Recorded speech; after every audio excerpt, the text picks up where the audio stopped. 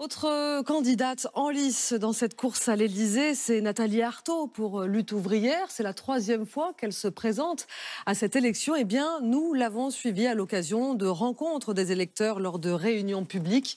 Vous voyez ce reportage de Valérie Lerouge, de Francis Mazoyer et de Thierry Breton.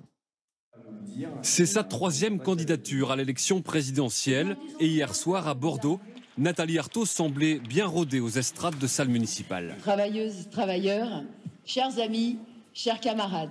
Celle qui milite depuis ses 18 ans à Lutte ouvrière en a gardé les fondamentaux. Hausse générale des salaires, réduction du temps de travail, retraite à 60 ans et défense de la classe ouvrière. Beaucoup d'entre nous doivent choisir entre faire leur plein d'essence ou se chauffer. Beaucoup d'entre nous sont condamnés à faire la chasse aux promotions et aux points fidélité pour espérer remplir leur caddie. Mais pour elle, comme pour tous les candidats cette année, les discours doivent intégrer la guerre en Ukraine. Au-delà du drame humain sur le champ de bataille, Nathalie Arthaud redoute aussi les conséquences pour les salariés français.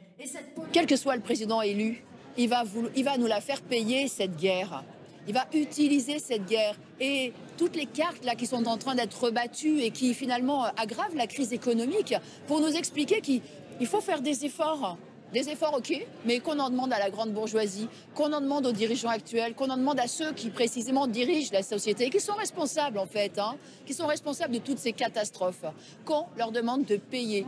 Des mots qui résonnent pour son public, lucide sur le peu de chances de gagner de Nathalie Arthaud, mais fidèle à ses idées.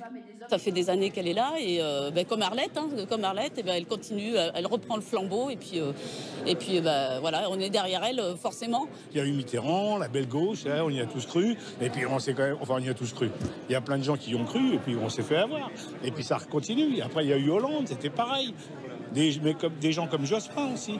Bon, ça, on veut plus ça. C'est pour la lutte ouvrière, c'est pour surtout l'avenir des jeunes. La candidate de LO va continuer de labourer le terrain jusqu'au 10 avril. Dès le lendemain du premier tour, la professeure d'économie a prévu de reprendre les cours.